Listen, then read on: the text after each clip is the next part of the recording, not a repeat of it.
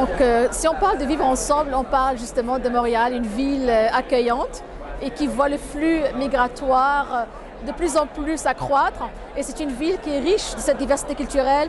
Et pour justement mettre de l'avant cette diversité, il faut juste être à l'écoute de cette diversité, donner une place à ces gens-là et les engager dans des projets justement qui font de cette ville une ville rayonnante et riche par cette diversité-là.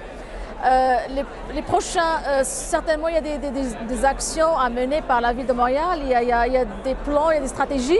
Je suis certaine qu'ils sont à l'écoute de cette diversité et qu'ils vont donner une place à cette diversité qui est aussi ici pour bâtir.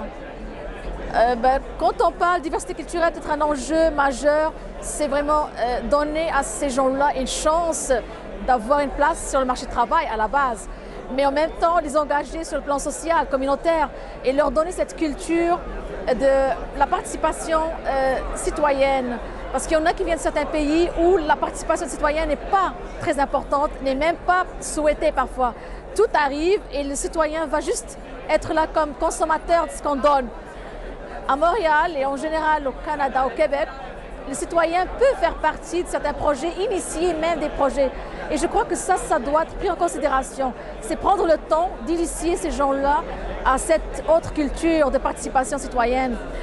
Mais les autres enjeux, ça peut être aussi des espaces inclusifs, des espaces, parce qu'on parle d'urbanisme, un espace qui est ouvert à tout le monde, qui est vraiment, qui répond à des enjeux, qui répond par exemple à la problématique des jeunes, des familles, qui est à l'écoute, et en même temps avoir des personnes sur place issues de certaines minorités culturelles pour faire le rôle de médiateurs et de facilitateurs.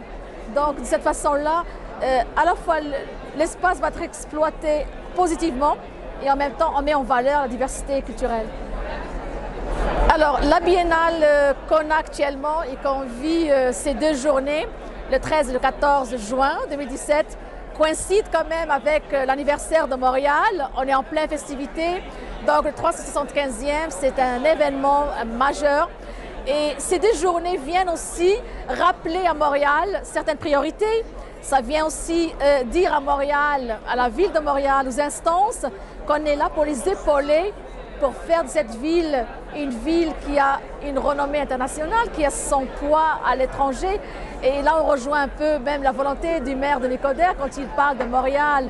Et Montréal, quand elle parle, le monde écoute. Oui, on aimerait participer à ça.